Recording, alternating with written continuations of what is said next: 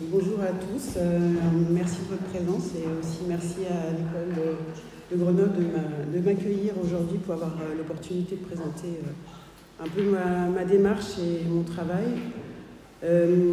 Par rapport au thème qui m'a été proposé, en fait, je vais vous parler plutôt d'un projet que je suis en train de développer. Comme l'a dit Mathias, en fait, je suis architecte maintenant depuis 25 ans. Et depuis quelques années, je développe une démarche qui est liée aussi à mon continent d'origine, en Afrique subsaharienne plus précisément, pour en tout cas déjà moi apporter une sorte de transversalité, une expertise sur voilà, mes démarches et aussi apprendre évidemment du continent qui m'a vu naître. Donc aujourd'hui, j'ai appelé la conférence une histoire de chapeau, ou l'appropriation architecturale d'une figure identitaire. Vous allez comprendre pourquoi. Mais d'abord, en prologue, en fait, je voulais parler un peu d'un constat que j'ai pu faire justement maintenant que je m'intéresse plus à, on va dire, à l'urbanisation et l'architecture en Afrique subsaharienne. Je me rends compte qu'il y a un peu deux tendances assez manifestes quand on parle d'architecture en Afrique subsaharienne notamment. C'est que soit on a, un peu comme vous voyez à l'écran, des constructions, en tout cas un mode de constructif que j'appelle un peu une architecture internationale qui est souvent très éloignée en fait de son contexte climatique, très énergivore, voilà, en béton, bois, béton, verre, avec beaucoup de climatisation, voilà, et des choses qui ne sont pas forcément aussi en réponse directe avec le climat qui existe, les petites ouvertures, une maçonnerie. Tout ça, ce sont des éléments constitutifs qui ne sont pas forcément adaptés aujourd'hui au climat en fait, de l'Afrique subsaharienne. Et ça ne va pas évidemment s'arranger avec le réchauffement climatique qu'on vit actuellement. Donc ce qui m'intéressait, c'est de voir justement que ce qui est intéressant, c'est qu'il faut adapter aujourd'hui un maximum les modes constructifs par rapport à un contexte climatique notamment et environnemental, mais aussi sociologique et culturel. Et c'est vrai que la deuxième tendance, quand on parle de l'Afrique subsaharienne, c'est souvent on parle d'architecture vernaculaire, voilà des exemples de cases avec des toits en chaume. Et c'est quelque chose qui aujourd'hui malheureusement a un peu perdu de sa valeur, enfin qui est dévalorisé souvent par les populations locales, alors qu'il y a beaucoup d'intérêt finalement à s'intéresser à ces modes constructifs. Donc j'ai tendance, moi, à penser que ce qui est intéressant, ce qui peut vraiment être intéressant, c'est qu'il y a forcément des alternatives entre le tout vernaculaire et le tout international, et qu'il y a des réponses possibles d'architecture contemporaine africaine aujourd'hui, en se basant notamment sur l'emploi de matériaux biosourcés, notamment la terre, dont je vais parler tout à l'heure, et surtout finalement d'arriver à revaloriser des filières locales qui ont disparu, tout en même temps apporter une dimension de recherche et d'innovation pour justement trouver des alternatives à une architecture qu'on connaît aujourd'hui. Donc, pour replacer un peu le projet dont je veux vous parler, qui est un musée au Bénin, c'est un projet qui s'est développé autour d'un projet national qui s'appelle Bénin Révélé et qui est vraiment porté politiquement par le président du Bénin, Patrice Talon. Aujourd'hui, ça fait à peu près une dizaine d'années qu'il a commencé à développer cette vision pour son pays. Et l'idée pour lui, c'était vraiment de développer, aussi pour des questions économiques, mais aussi de développer forcément les valeurs et la culture qui existe au Bénin, qui est un pays qui est assez mal connu finalement, mais qui est beaucoup visité, notamment parce qu'il y a toute une culture autour du vaudou qui est très présente, et il y a beaucoup d'afro-descendants qui viennent aussi, reviennent sur les traces de leurs aïeuls. Et donc le président a voulu développer en fait un projet autour de ce qu'on appelle la route de l'esclave. Donc en partant de la ville historique d'Abomey jusqu'à la côte, en fait c'est vraiment le chemin qu'ont emprunté les esclaves à l'époque lors de la déportation. Et autour de ce chemin, en fait, il a souhaité développer une série de musées, dont un dont je m'occupe, donc celui d'Abomey, mais il y avait aussi un musée, celui-ci a été abandonné, mais le musée d'Aladar, en hommage à Toussaint Louverture, qui était une des grandes figures de la résistance au moment de la colonisation. Après, des musées qui sont plus liés à... l'un à Porto Novo, qui est la capitale du Bénin, sur la question justement du vaudou, et un autre à Ouidah, qui est en fait la ville qui est rattachée justement au port de déportation aujourd'hui. Donc en partant de ça, finalement, par rapport au projet dont je m'occupe, donc c'est un projet qui a démarré en 2018, donc ça fait un petit moment déjà. Et c'est un projet qui est assez particulier parce que c'est, on va dire, moi j'appelle ça un musée de civilisation, qui explique finalement quelle a été la force finalement de la cité historique d'Abomey et des palais royaux qui ont régi finalement le Bénin pendant plusieurs décennies, même plusieurs siècles. Donc il y a eu une succession de 12 rois et une reine entre 1620 et 1900. Bon, la reine a failli être effacée des manuels, mais elle a été réhabilitée récemment, heureusement. Mais là, on peut voir en fait les différents emblèmes de ces rois. Cette reine a très peu régné, elle a régné pendant 3 ans seulement, mais elle a eu quand même une importance assez majeure sur le développement justement, notamment militaire, des palais royaux. Donc je vais vous montrer d'abord des images en fait du site. C'est un site qui est classé aujourd'hui au patrimoine mondial de l'UNESCO depuis 1985. Et ce qui est intéressant sur ce site, c'est que en fait c'est une vraie enclave dans la ville. Vous le verrez, j'ai une image après, une vue aérienne qui situe vraiment cet ensemble en fait, de construction en plein cœur de ville. Mais finalement, c'est comme vous le voyez là, c'est moi ce que j'appelle un peu des châteaux forts en fait. Si on fait une analogie avec les châteaux forts européens, c'est pour moi des châteaux forts africains, avec ces grandes murailles qui créent ces enceintes qui protégeaient justement les palais à l'époque. Et ces différentes enceintes, finalement, constituent justement l'unité qui s'est développée dans ce projet, sur ce site. On voit notamment que ces grandes murailles qui font entre 3 et 4 mètres de haut sont faites en terre crue. Et l'ensemble des différents bâtiments qui sont disposés sont en fait une succession des différents palais qui ont été érigés par les rois. En fait, chaque roi a fait son palais et au fur et à mesure, le site s'est étendu sur aujourd'hui à peu près 45 hectares. Il en reste très peu qui sont en place. Il y a à peu près 4 musées, 4 palais qui sont visitables aujourd'hui. Mais comme vous pouvez voir, ils ne sont pas forcément en très bon état. Donc il y a aussi dans le projet global du site d'Abomey, il y a parallèlement au projet de musée que je fais, il y a aussi un projet de restauration de ces palais pour les requalifier et les revaloriser à l'identique des palais originels. Donc, par exemple, ce qu'on peut voir, c'est que les toitures qui sont aujourd'hui en métal étaient normalement en chaume. C'est ce qu'on peut voir par exemple sur cette image. Et donc tout ça va être remis en place et refait. Tous les murs vont être retapissés de terre. C'est un architecte, l'agence 2AP, un architecte du patrimoine béninois qui s'occupe de cette restauration.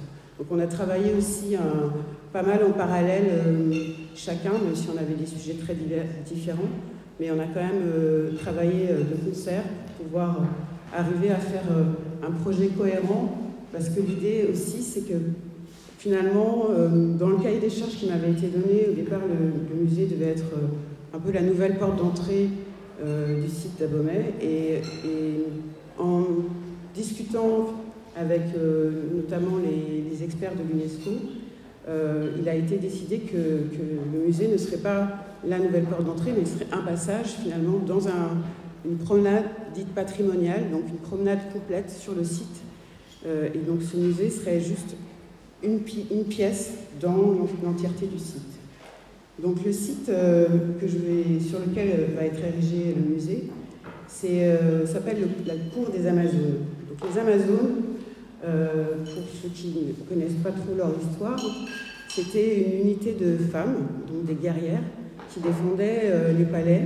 Et elles ont pris notamment beaucoup d'importance et d'ampleur grâce à la reine, justement, dont je parlais tout à l'heure, Tassangbé, qui a formé un bataillon vraiment beaucoup plus important que jusqu'alors. Et on va dire en proportion, elle constitue à peu près un tiers des forces militaires en place. Et le nom des Amazones a été finalement donné par les colons, justement quand ils ont dû affronter ces femmes. Ils ont vraiment fait l'analogie avec les Amazones grecques, finalement, qui étaient aussi des femmes fortes. Et maintenant, cette figure des Amazones est très très présente au Bénin. Il y a une statue qui a été érigée, une statue monumentale qui doit faire à peu près 9 mètres de haut, qui a été érigée à Cotonou en l'honneur de ces femmes guerrières. Et voilà, c'est vraiment des figures qui sont très présentes dans la culture béninoise. Donc le site dont je vous parlais, le voilà, en fait, c'est les contours en rouge. C'est les 45 hectares du site des Palais Royaux. Aujourd'hui, il y a juste la partie qui est proche du site, là où j'ai mis la couleur rouge, qui sont visitables. Mais voilà, ce que je disais, c'est qu'à terme, l'idée, c'est de pouvoir refaire un parcours scénographié et muséographique dans l'entièreté du site, les 45 hectares. Mais la cour des Amazones, donc, dont je m'occupe, c'est aujourd'hui un site qui est plutôt un délaissé, malgré tout. Comme on peut voir, c'est un peu une friche vide, qui est plutôt un lieu de passage, mais ce n'est pas qu'un lieu vide. C'est quand même un lieu où il se passe beaucoup de choses, qui est vraiment, dont la société civile s'empare très régulièrement, notamment pour faire des cérémonies et des événements culturels. Et donc ça, c'est un point qui était très important dans la démarche du projet, c'était de pouvoir faire en sorte que le musée fasse partie de la vie civile et de la vie de la population locale, et que ce ne soit pas une enclave fermée, mais qu'on laisse vraiment une part très importante à l'expression civile sur la cour. Donc le musée des rois et des Amazones du Dahomey, qui a un acronyme qui est le MURAD, c'est pas forcément très beau, mais c'est comme ça qu'il a été appelé. C'est un projet que j'ai abordé de différentes manières. Pour vous expliquer, au départ, quand j'ai fait la visite sur le site, j'ai vraiment été... C'est la première fois en fait que j'allais au Bénin. Je ne connaissais pas du tout ce pays avant. Et j'ai été vraiment impressionnée par la force qui émanait en fait de ces constructions des palais. Et pour moi, il y avait une dimension, voilà, qui était vraiment liée au sacré. Là, j'ai tiré une partie d'un texte de Michel Léris sur le sacré. Je vais vous lire. Qu'est-ce que pour moi le sacré ? Plus exactement, en quoi consiste mon sacré ? Quels sont les objets, les lieux, les circonstances qui éveillent en moi ce mélange de crainte et d'attachement, cette attitude ambiguë que détermine l'approche d'une chose à la fois attirante et dangereuse, prestigieuse et rejetée, cette mixture de respect, de désir et de terreur qui peut passer pour le signe psychologique du sacré. Donc c'est un peu moi ce que j'ai ressenti quand je suis allée sur place, c'était de me dire que je me confrontais à quelque chose qui était vraiment majestueux, mais en même temps qui véhiculait une dimension assez forte et j'allais dire dangereuse, ça l'est pas, mais en tout cas qui avait une dimension qu'il fallait à tout prix respecter. Et donc mes premières intuitions et mes premières questions, c'était sur quoi je pouvais appuyer ma démarche pour faire ce musée. Quels étaient les éléments constitutifs du paysage existant qui permettaient de faire le lien justement entre le site existant et le futur projet, et quelle histoire je pouvais raconter sans heurter et contredire la grande histoire de ces palais. Donc pour moi c'était essayer justement de garder le lien entre le matériel et l'immatériel. L'immatériel étant notamment un des critères qui a fait que les palais royaux ont été inscrits au patrimoine mondial, c'est vraiment la dimension immatérielle de ces palais, dans ses cultes, dans son histoire, et le matériel évidemment dans sa morphologie et la qualité en fait constructive des palais aujourd'hui. Et donc, pour moi, en fait, j'ai pris un peu du recul et j'ai essayé de voir quels étaient les éléments constitutifs du paysage dont je vous parlais qui pouvaient m'aider à appuyer ma démarche. Donc, j'avais noté qu'il y avait un fort rapport au sol qui était très important quand on déambulait et qu'on marchait dans ces palais. Il y avait aussi un rapport au ciel, puisqu'on avait toujours cette ligne des murs qui faisait que le regard était forcément projeté vers le haut. Il y avait finalement quand même un dialogue avec la ville, qui était quand même lointain, mais c'était quand même perceptible malgré tout. Et après, c'était vraiment lié, on va dire, à l'organisation et à l'architecture du lieu. Donc c'est une série de seuils, donc je vais vous expliquer pourquoi, mais il y a comme ça, dans la progression de la visite, un effet de passage qui constitue vraiment l'organisation des palais.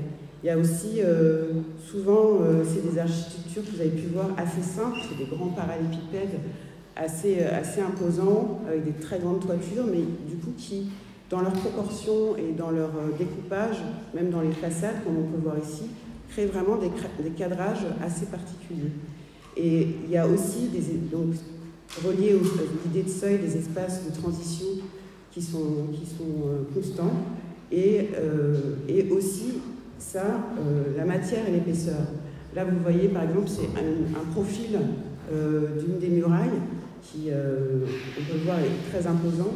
Donc, elles ne sont pas toutes aussi grandes, aussi grosses, épaisses, mais la présence de la matière, de la terre, est vraiment quelque chose qui est là et qu'on ne peut pas ignorer.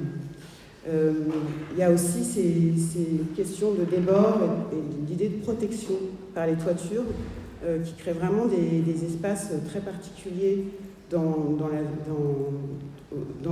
autour de ces bâtiments, et qui crée aussi des espaces de liaison entre l'intérieur et l'extérieur.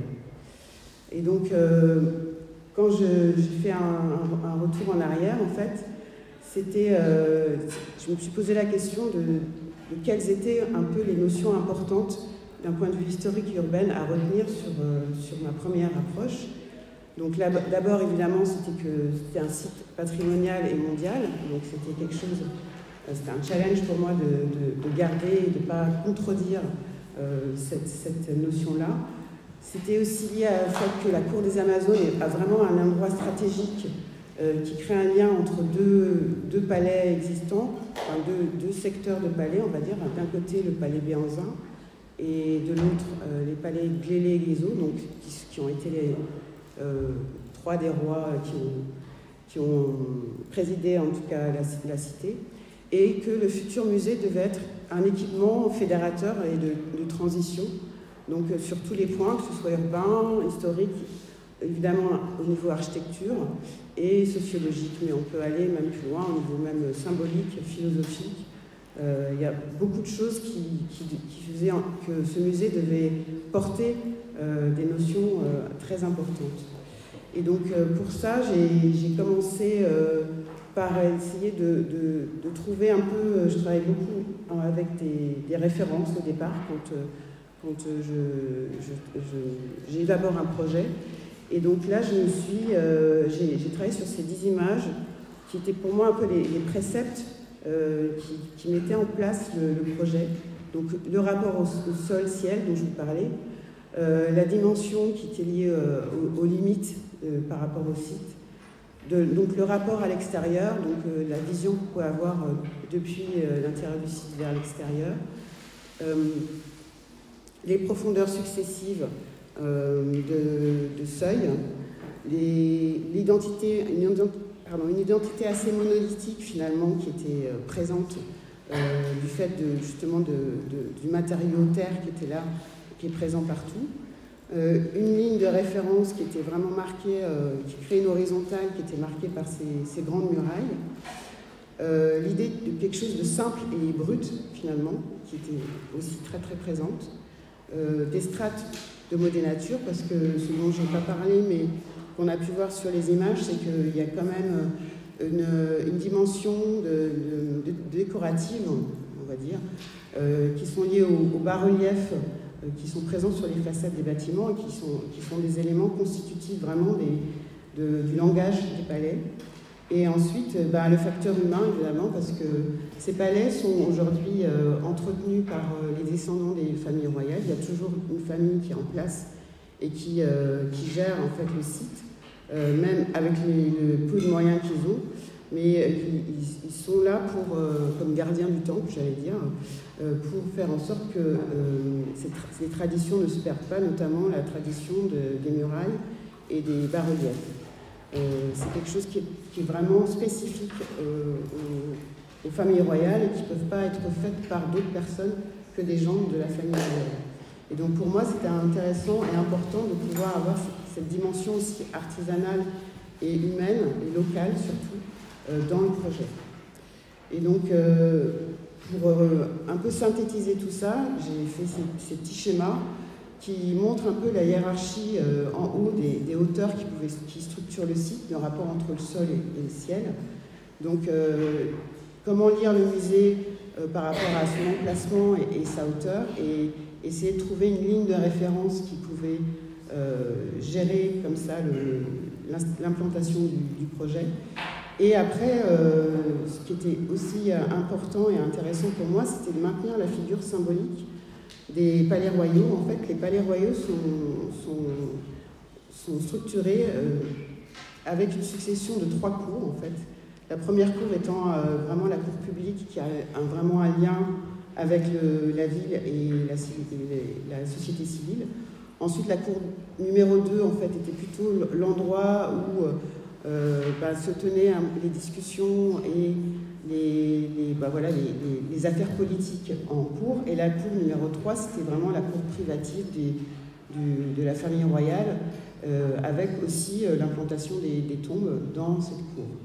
Et donc ce qui est important là-dedans, c'est ce dont je vous parlais avant, c'était la question d'identité de chacune de ces cours. Il y a une gradation vraiment entre le public et jusqu'à la sphère du privé. Et il y a cette notion de seuil qui était importante et qui crée comme ça une hiérarchie dans le parcours et dans les idées de passage. Je suis en arrière. Et donc, à côté de ça, il y avait aussi comment je pouvais réinterpréter l'image de ces palais sans les dénaturer et sans rivaliser non plus avec leur modénature. Donc, ce qui était vraiment important, c'était justement de ne pas être dans le mimétisme pur et dur des palais, mais de définir un nouveau vocabulaire finalement, mais qui puisse cohabiter et dialoguer avec l'existant. Et donc pour ça, je reviens aux notions dont je vous ai parlé, c'est d'emprunter des idées de seuil et de passage, de protection et des débords de toit et des transitions. Et cela m'a aidé en fait à définir des morphologies, d'une part pour les bâtiments, d'autre part pour leur structure et au final aussi pour leur toiture et la morphologie des murs du musée. Donc là, on peut voir, c'était des images des premières esquisses où on voit très nettement que l'importance de ces murs crée cette horizontale. Et ce que je voulais vraiment, c'est que finalement, quand quand on regarde ce projet depuis cette vision des murailles, on est juste cette sensation très subtile et très fine d'une gradation de toiture qui viennent se poser légèrement décollées par rapport à la ligne horizontale, mais qui viennent se poser dans le paysage. Et donc, une autre notion aussi qui était aussi très importante dans le projet, c'était que je voulais, que je souhaite toujours d'ailleurs, défendre une architecture climatique, notamment en réaction avec ce que je disais en prologue, c'était d'essayer de faire en sorte de faire une architecture que j'appelle située, qui répond réellement à son contexte et qui tire profit finalement de son environnement. Donc là, j'ai mis quelques exemples, mais il y a eu beaucoup plus de, on va dire, de recherches plus précises, mais on va dire les deux grands points majeurs qui ont appuyé un peu et qui ont dicté un peu la stratégie du projet, c'était de travailler notamment sur la question de l'ensoleillement, qui est très, très importante. Donc comment gérer les apports d'ombrage ou de gérer la fraîcheur dans le musée et en même temps se servir de l'énergie pour installer, on a installé des panneaux photovoltaïques notamment pour apporter une dimension écologique et de réduction en fait, des ressources, de l'utilisation des énergies. Donc, par exemple, les panneaux servent en support de l'éclairage artificiel. Ça compense à peu près 40% de l'énergie qui doit être mise en place pour faire fonctionner le projet. Et la deuxième notion, c'était la ventilation. Se servir des courants dominants en fait, d'air sur le site pour minimiser finalement l'apport en climatisation. Alors, dans un monde idéal, dans un rêve pur, on va dire, j'avais souhaité au départ faire un projet sans clim. Bon, on est dans un musée, donc ça a été pas possible finalement pour plein de raisons. La première étant la poussière, parce que voilà, les œuvres doivent être quand même protégées. Et donc c'était compliqué de travailler avec une ventilation naturelle complète. Mais malgré tout, cette ventilation sert au niveau thermique, notamment dans la constitution des murs. J'ai mis en bas en fait, la référence de Raveroux sur l'idée d'avoir une double paroi de mur finalement avec une lame d'air ventilée qui permet de freiner les apports thermiques de chaleur entre l'intérieur et l'extérieur. Donc ça, c'est quelque chose qu'on a mis en place pour le projet qui aide justement à moins climatiser l'intérieur. Et aussi, évidemment, là où il y a le plus d'apport de chaleur, c'est en toiture, parce qu'on a un impact direct du soleil, de l'ensoleillement sur les toitures. Et donc, de la même façon, les toitures seront ventilées naturellement avec un système de lame d'air qui permet de réduire les chocs thermiques dans les espaces. Mais vraiment, ce qui a dicté au départ mon projet, c'est vraiment ce rapport à la terre, parce que vous l'avez vu, en fait, elle est présente partout. Et je voulais vraiment travailler avec ce matériau, parce que c'était pour moi une évidence qu'il fallait trouver un dialogue, enfin en tout cas une structuration et un vocabulaire qui soit vraiment ancré dans le site. Alors il faut savoir qu'au Bénin, les filières de terre creuse, il y en a très peu. En tout cas, quand j'ai commencé le projet, il y en avait quasiment pas. Ça commence maintenant à se développer beaucoup plus, mais c'est quand même quelque chose encore qui est pas tellement développé. Donc c'était pour moi une opportunité justement, enfin en tout cas j'espère que aussi j'apporterai un peu ma contribution à ça, c'est de se dire qu'il est possible aujourd'hui de pouvoir relancer des filières qui sont aussi importantes, même d'un point de vue économique pour le pays, et que ce sont des techniques de construction qui aujourd'hui sont de plus en plus utilisées. Alors ça a été beaucoup développé dernièrement au Sénégal et dans d'autres pays, au Togo et autres. Mais au Bénin, c'est encore un peu plus faible, mais ça vient. Donc, pour moi, c'était vraiment important de travailler avec ce matériau, cette terre, notamment avec des briques de terre compressées, pour faire toute l'identité des murs du musée. Je voulais aussi à l'époque travailler sur la terre en toiture, mais bon, ça n'a pas été possible. Donc on est en terre, mais en terre cuite. Donc ça, c'est plutôt des bardeaux de terre cuite qui sont installés en toiture. Et en déclinaison aussi, il y aura dans l'intérieur du musée l'emploi d'enduits aussi en terre qui vont structurer en fait notamment les sas et l'intérieur des pièces. Mais ce qui était important, c'est que je voulais vraiment, dans l'identité du musée, qu'on sente ce matériau, que ce soit vraiment la ligne conductrice du projet. Et pour revenir un peu à la démarche environnementale, c'est un projet... donc j'ai proposé vraiment au maître d'ouvrage de pousser un maximum cette démarche environnementale, notamment pour essayer d'obtenir un label, le label HQE international. Et on a travaillé de concert, j'ai travaillé avec un bureau d'études environnementales, le bureau d'études Fonds-Boutet, mais aussi, côté maîtrise d'ouvrage, il y avait aussi un autre bureau d'études, le bureau d'études Terrao, qui faisait un peu le pendant. Donc c'était assez intéressant finalement de les confronter parce qu'ils n'avaient pas forcément les mêmes approches sur tout.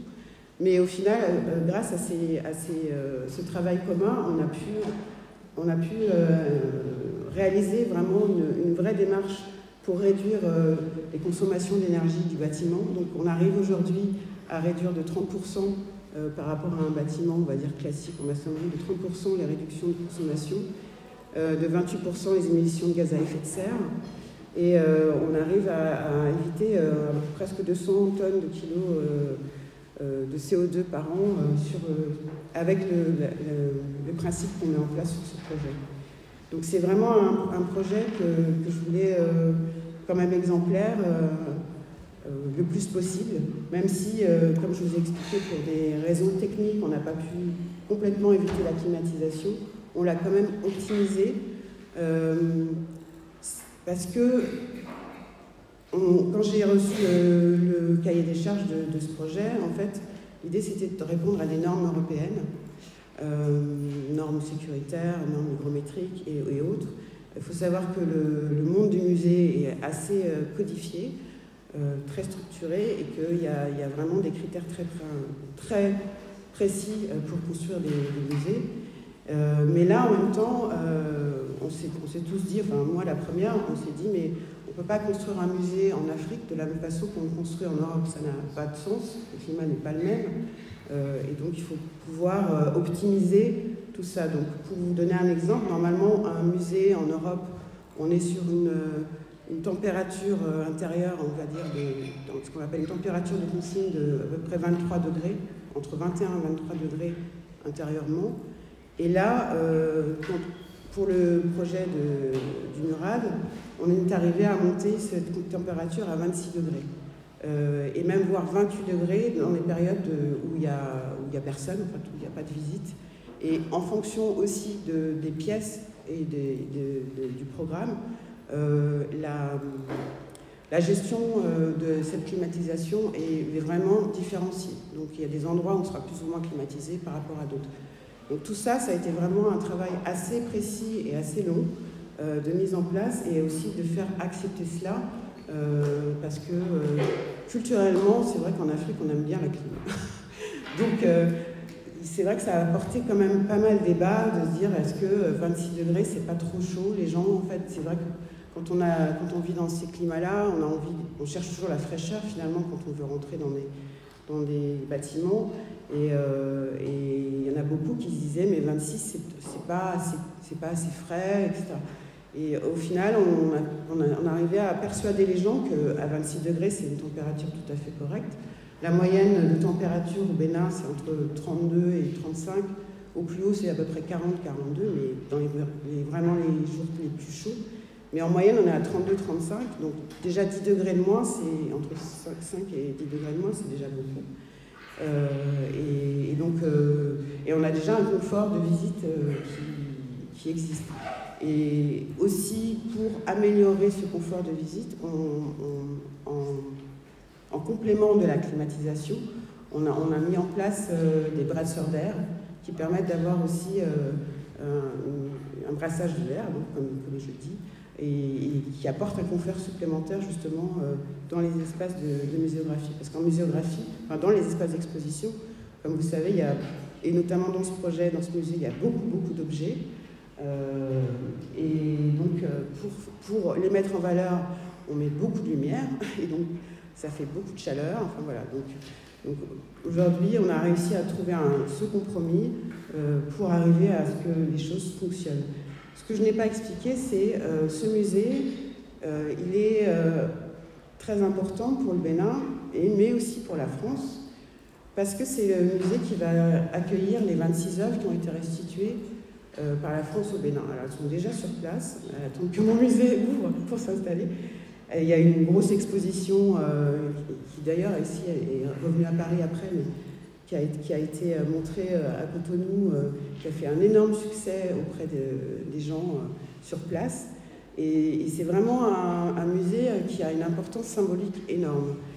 Alors, il n'y a pas que ces 26 œuvres. Moi, j'ai envie aussi d'insister là-dessus parce que il y a eu aussi dans l'imaginaire collectif de se dire est-ce qu'il y aura les conditions nécessaires et optimales pour protéger ces 26 œuvres qui ont été stockées finalement dans les sous-sols du Quai Branly pendant plus d'une centaine d'années.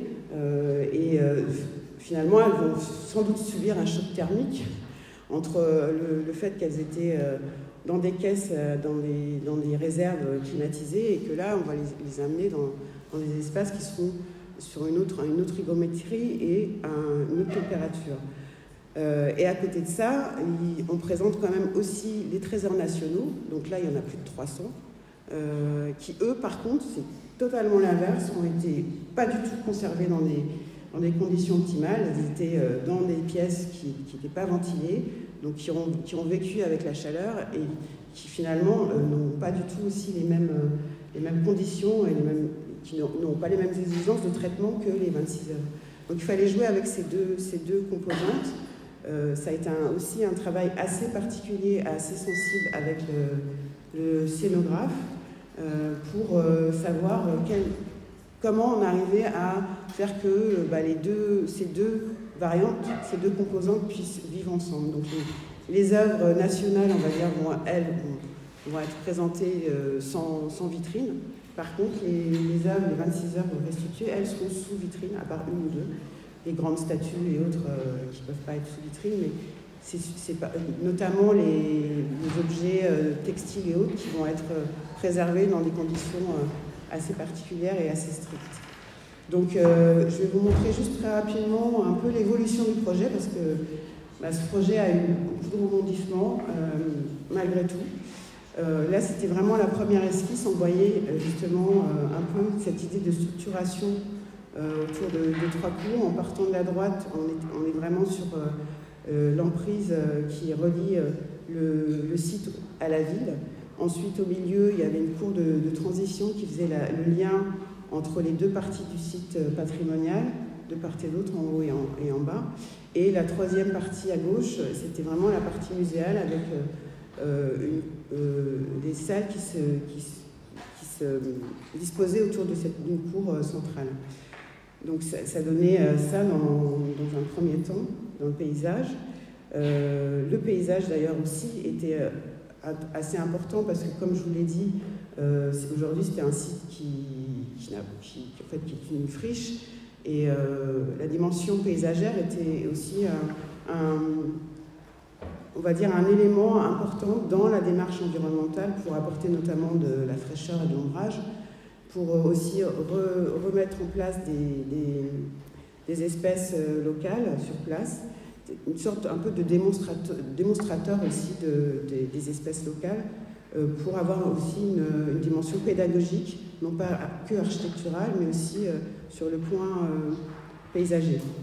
Donc ensuite, il y a eu un peu une réduction de projets, de programmes, parce que sur la première version, on trouvait déjà qu'il y avait encore une présence trop présente du site, une emprise trop grande du site, du musée sur la cour. Donc il y a une partie du programme qui a été enlevée, qui était la librairie et la cafétéria. Et donc, on voit déjà une petite réduction, mais ça n'a pas suffi. Et donc, au moment où on a dû représenter le projet à l'UNESCO, qui avait quand même, ce que j'allais dire, son mot à dire sur l'implantation du projet et sur sa morphologie, ils ont dit que c'était encore trop... la place du projet était encore trop importante sur le site et on a dû revoir vraiment drastiquement les mètres carrés pour que le projet fonctionne. Donc il y a beaucoup d'éléments qui ont été déportés, enfin délocalisés hors de ce site-là, notamment les réserves principales. Donc on a juste gardé une réserve temporaire, en fait ponctuelle, notamment pour installer des expositions temporaires. Et puis après, il y a juste le minimum, c'est-à-dire les salles d'exposition permanentes, 3 salles, les réserves, les ateliers de préparation, et puis les espaces de logistique, les sanitaires et autres. Voilà, c'est vraiment réduit à son strict minimum pour que la cour reprenne vraiment beaucoup plus d'ampleur. On a un peu un rapport de, j'allais dire 1 sur 2, mais même plus. Finalement, les espaces extérieurs sont vraiment... L'idée, c'était vraiment de les mettre en valeur par rapport à l'implantation du projet. Et c'est aussi pour ça que le musée est vraiment mis en, j'allais dire, en fond de décor par rapport à l'approche qu'on a depuis la route et la ville. Et donc ensuite, donc ça c'est l'image, là c'était voilà, 4 ans plus tard, entre j'ai commencé mes projets en 2020, j'avais dit 2018 mais c'est 2020, et 2 ans plus tard, voilà, on arrivait à cette image en 2022. Et puis aujourd'hui, en 2023, il y a eu encore quelques adaptations, mais on va dire que le projet a gardé son aspect d'origine. Mais alors, pour revenir sur la question du titre de mon exposition, de ma conférence, sur la question du chapeau, c'est un peu parti justement d'une anecdote. Pour moi, au départ, le chapeau, c'était vraiment... c'était même pas, j'appelais même pas ça un chapeau, c'était d'abord parler des toitures. Les toitures, pour moi, c'était vraiment l'idée d'une protection au soleil, protection à la pluie, donc protection des murs, parce que les murs en terre crue, il faut les protéger, etc., etc. Et c'est vrai que dans la morphologie, qui était un peu une réadaptation, une réinterprétation des grandes toitures des palais royaux existants, ça a donné un peu cette image de chapeau. C'est un peu comme ça que mon client, enfin la maîtrise d'ouvrage l'a appelé. Et un jour en réunion, ils m'ont dit, mais tu sais que le chapeau au Bénin, ça peut avoir... c'est un sujet assez sensible parce que ça ramène à des idées qui sont liées au colonialisme. Effectivement, la dynastie des rois s'est confrontée notamment à la fin des derniers rois. Là, on voit le roi Béhanzin, qui était une des figures vraiment qui a combattu les colons. En fait, cette figure de chapeau renvoie vraiment à cette idée du colonialisme. Et c'était un peu un choc pour moi, parce que c'est vrai que moi, je ne l'avais pas du tout appréhendé de cette manière-là. Moi, j'ai travaillé d'une manière, on va dire, architecturale, en réinterprétant justement cette idée de toiture qui ont finalement des débords et donc qui créent une sorte de figure de chapeau. Mais du coup, ce chapeau donc, renvoie à cette idée de colonialisme que je n'avais pas du tout appréhendée et qui pouvait questionner justement sur comment on allait appréhender mon projet, comment il allait être perçu aussi par le grand public et par les Béninois. Parce que le chapeau, ça ramène à cette idée de domination, finalement, du colon qui vient, qui vient envahir un pays et qui a cette stature avec ce chapeau à bord, très présent, très, très prégnant, et qui finalement renvoie à une image qui est plutôt négative, en fait. Mais en même temps, ce chapeau, il renvoie à cette question de patrimoine. Ça revient aussi à cette idée, cette question du pillage de ces 26 œuvres qui ont été finalement pillées au moment de cette guerre qui a eu lieu entre cette personne qu'on voit à gauche, qui est le colonel Dodds, qui a combattu les guerriers du roi Béhanzin et les Amazones aussi. C'est lui qui a notamment porté cette figure des Amazones comme étant vraiment importante dans le conflit qui a eu lieu à ce moment-là, à la fin du 19e siècle. Et donc c'est lui aussi, enfin en tout cas son unité, une partie, enfin lui, je ne suis pas du tout seul, mais en tout cas c'est lors de cette invasion que ces œuvres ont été rapportées en France comme une sorte de trésor de guerre et qui ont été présentées à Paris aux différentes civilisations. C'était aussi une façon de montrer que la société occidentale pouvait réorganiser, se réapproprier et réorganiser en fait la culture et la façon dont les Béninois, notamment ici, organisaient en fait leur rite et leur culture. Donc c'était vraiment quelque chose qui était assez prégnant et qui a été un choc pour beaucoup et qui reste très présente dans l'histoire du Bénin aujourd'hui, de ce pillage. Il y a eu notamment, je pense, il y a eu un documentaire qui s'appelle Dahomey, qui est sorti récemment, qui a été présenté à la Biennale de Berlin, qui parle beaucoup de ça, qui montre d'une manière assez sensible et poétique comment ça a posé des questions et que ça pose toujours des questions aujourd'hui sur la restitution des œuvres au Bénin et quel conflit symbolique et diplomatique ça peut avoir. Certains sont contre et sont très fiers, certains sont contre, d'autres sont pour. Donc les avis sont très tranchés sur comment se réapproprier finalement ce patrimoine qui a été enlevé et qui est restitué aujourd'hui, mais qui va être montré finalement plus comme à son état premier, qui était ces objets étaient vraiment des objets du quotidien en fait, qui servaient dans les rites quotidiens, mais aujourd'hui ils vont être présentés comme des œuvres dans un musée, donc ils vont être à nouveau fixés dans un temps et ils vont plus participer à la dimension collective et la dimension sociale des Béninois. Donc ça pose aussi ces questions-là par rapport au fait que est-ce que c'est finalement une bonne réponse de faire un musée pour ces œuvres. Bon, moi j'ai répondu à une commande, mais ça pose quand même ce genre de questions aujourd'hui. Et ça pose cette question aussi de la réappropriation de ce chapeau finalement.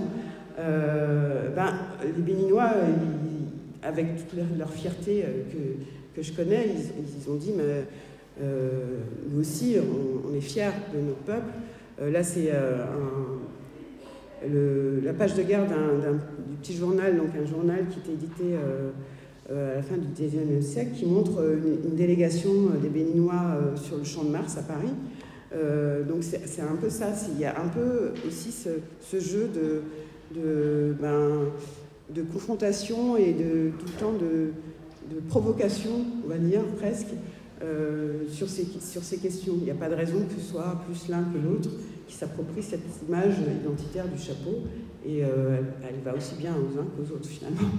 Et donc, quand on m'a justement interpellée sur cette question mais attention, ton architecture peut renvoyer à cette question identitaire du chapeau, bon, j'ai très rapidement aussi récolté un peu entre des images d'archives et des images actuelles, notamment des cérémonies, pour voir, mais quelles sont finalement les images, comment aujourd'hui le chapeau est représenté, ou en tout cas utilisé aujourd'hui dans la culture béninoise. On voit souvent que c'est plutôt des chapeaux qui n'ont pas de débord finalement. Donc j'ai fait un essai avant-après, on va dire, entre un chapeau, des toitures à débord à gauche et des toitures sans débord à droite. Bon, finalement, c'est quand même le projet avec les débords qui a gagné, mais c'est venu presque d'une manière intuitive, quoi. C'était pas en se posant des questions philosophiques ou importantes, c'est plus là lié à une sensibilité. Je trouve que c'est intéressant et important de ne pas oublier ça aussi. C'est que même si un projet a une dimension politique et symbolique, il y a toujours une part un peu justement intuitive et sensible qui l'emporte. Et ça, je trouve que c'est plutôt intéressant et important de se dire que on peut quand même accepter certaines choses et que c'est pas une erreur finalement. Et qu'au contraire, aujourd'hui, le chapeau, il est toujours là, et il est toujours bien porté, et il fait partie d'un héritage culturel et d'une conscience collective. Alors j'ai mis entre parenthèses que c'est quand même une image assez patriarcale, ça reste une image patriarcale de domination masculine, mais pas seulement. C'est quand même une figure, en tout cas un objet qui a sa place aujourd'hui et qui est revendiqué et qui finalement, je ne dis pas que ce n'est pas un sujet, mais c'est en tout cas, ça fait partie de l'identité de certaines, en tout cas, populations béninoises. Et je voulais finir sur justement cette idée de figure matriarcale.